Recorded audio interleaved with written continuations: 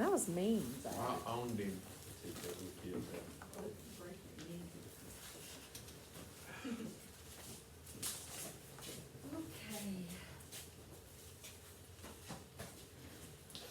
He's not even done any food, dude.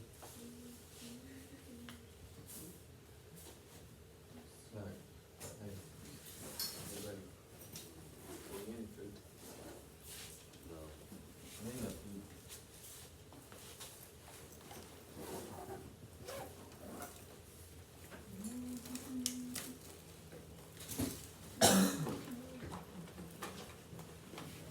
Okay, so have, your graphing calculators ready to graph any of these that we wanna talk about.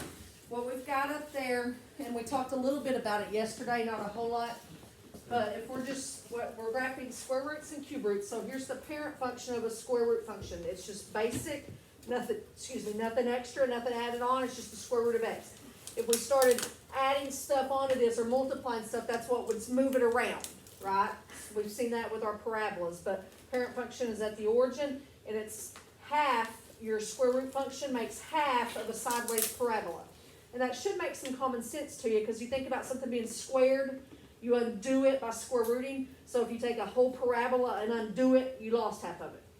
Okay, so if you plug these numbers in, the square root of 0 is 0, the square root of 1 is 1.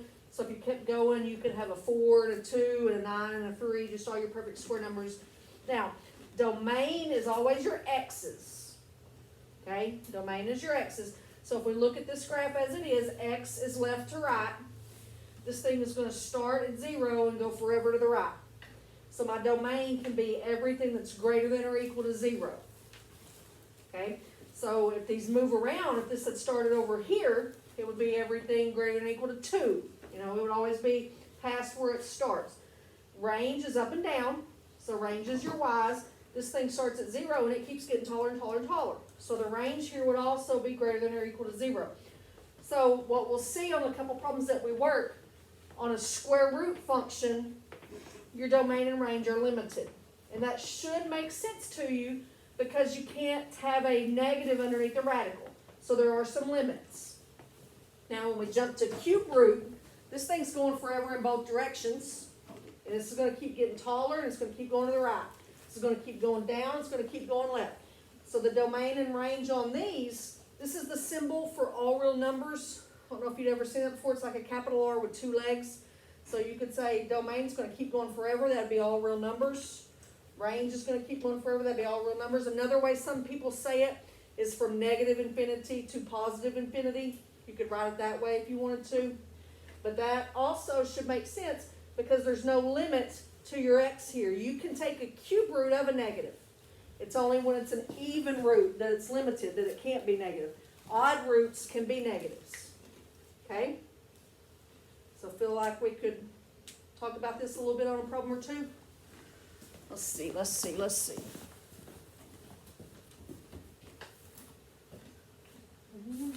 just going to jump to the big guns.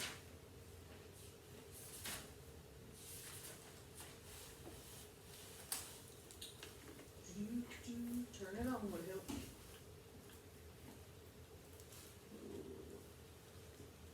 Alright, little erasers up there. Alright, still up there. Sweet piece of graph paper.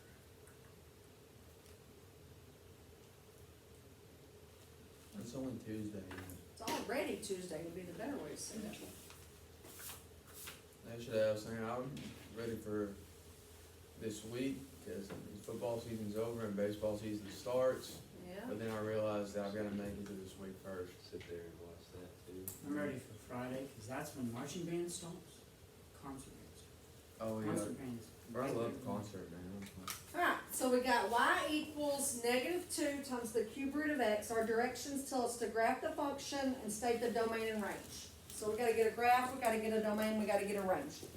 So, what I want you to do first is on your graphing calculator, I want you to hit the y equals button on the very top row and type that in, -2. To get the cube root, you'll have to hit math 4 and then fill in your x.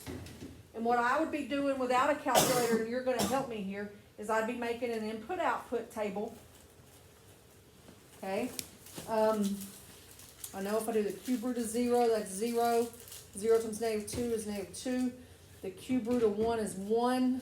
1 times negative 2 is negative 2. 0 times negative 2 is 0. Why'd y'all let me say that stupid? Right? That 0 should be 0. And then if I put a negative 1, the cube root of negative 1 is negative 1.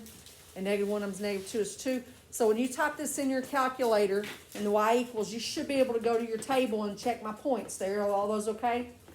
All right, so I'm going to plot those. I got a 0, 0. I got a 1. Let me scoot this a little bit. A 1 and a negative 2. And then I got a negative 1 and a 2. Okay, so on the parent function that we started off with, our snake was kind of laying over. This one, it looks like he's standing up, doesn't it? When I start to connect this, and you can look at it on your calculator, it'll do something like this, come through these, and then something like that. Is that what y'all got? Did I put mine in? I think I might have put mine. Well, Is that, let me see. that's what I got, but it did put parentheses in the map.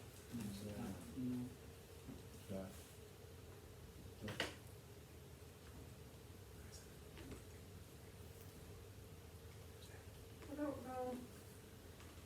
Hit it again, hit the. Are my points right? Yeah, your points are right. -2. I don't know what was on. Well, Yeah. I'm thinking, yeah, when I look at, Tyler's calculator, and Holly says hers looks the same, it's not stretched out near as much. But I'm thinking it's because I'm counting by a much bigger space than what your calculator is. Okay, y'all see that? Y'all gonna have to start paying attention. So it's got the 10 little screen there, but I counted 1, 2, a lot more spaced out than your Yeah. screen. So I've distorted it by my scale, kinda. But my points are good, everything's all right. So we can draw a graph, we can get the points off of our table. Let's talk about domain and range. And this is gonna be true. This is the thing that the major takeaway from today's lesson is the domain and range. As long as you can remember domain is always x's and range is always y's, you're gonna be okay on this. Because just like on the first page we started off with on the parent functions, if it's a cube root, there's no limits. So that domain, that x, that's gonna keep, I'll just make some jots here, that's gonna keep going to the left forever. And it shows it even better on y'all's calculator. That's gonna keep going to the right forever. So it's gonna go, go, go. It's gonna, so we could say it's either all real numbers, or if we wanted to do negative infinity to positive infinity, we could write it that way. Now, same with the range, the y's, it's, whoops, holy cow.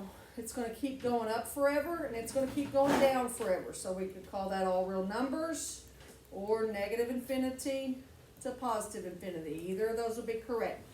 And that's gonna be the case with cube roots. There's nothing that can limit the cube roots. Okay? So, all real numbers, negative infinity, infinity, domain and range, cube root. Everybody good? Alright, let's hit up the square root one right quick so we can get them both covered. Because there's some limits on the square root. Let's do f of x, which in your calculator is the same as y. Negative square root of x plus 3, and then plus 1. Okay, so be careful typing that into your calculator.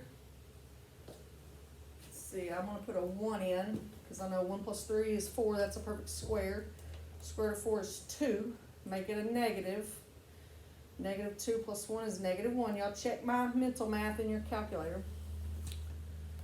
Let me think of another one that could get me a perfect square. 6. 6 plus 3 is 9. The square root of 9 is 3. Make it a negative is negative 3. Negative 3 plus 1 is negative 2. I could do a negative 2. Negative 2 plus 3 is 1. The square root of 1 is 1. make it a negative. Negative 1 plus 1 is 0. Have I got them all right so far? Okay, let's do negative 3. Negative 3 plus 3 is 0. Square root of 0 is 0. There's no negative on 0. 0 plus 1 is 1. Alright, so since I got a 6, I'm going to count on every line this time. So I'm going to go 1, 1, 1, 2, 3, 4, 5, 6, 1, 2, negative 2, 0, negative 3, 1. Okay, now remember we said a square root is supposed to make a half of a parabola, so that's what we're going to see there. It's just not at the origin anymore because it's not the parent function. What if I kept going past negative 3? Let me just make sure you understand the domain here. If I plugged a negative 4 in, on your calculator it probably says error. Negative 4 plus 3 is negative 1, and the square root of negative 1 is I, so we can't graph that. So I bet on the table on your calculator it said error, didn't it? There's Okay. a bunch of errors. Good. So that means my domain on this, it's never, let me get a new color, it's never going to go farther left than that point, which was negative 1, 2, 3. So on my domain, my x's have to be to the right of, which means greater than or equal to negative 3. Does that make sense? There's nothing to the left of x equals negative 3. Domain is always in terms of x's. So that's 1, 2, 3. Now my range up and down, that's my y's. It's never going to go higher than that point. Up and down, that's at 1. So it's got to be below that.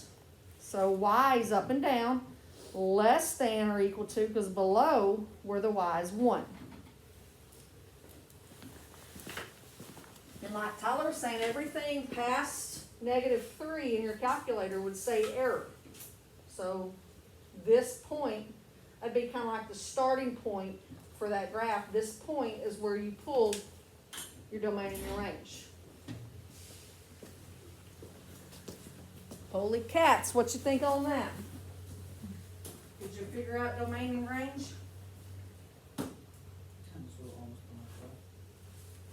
What does that even mean? That was pretty vague, random answer. Great nose sucks. What? Alright.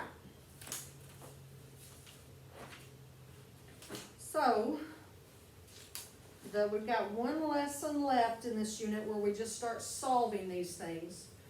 So we would see something that looks like this up here that we graphed, set it equal to 0 and solve. That's the last lesson that we have, and we're going to do that Thursday. So then that'll make a test mid next week, probably Tuesday. So probably a week from today is when we'll have a test. It's not December, it's not October. Nope, November already. Alright?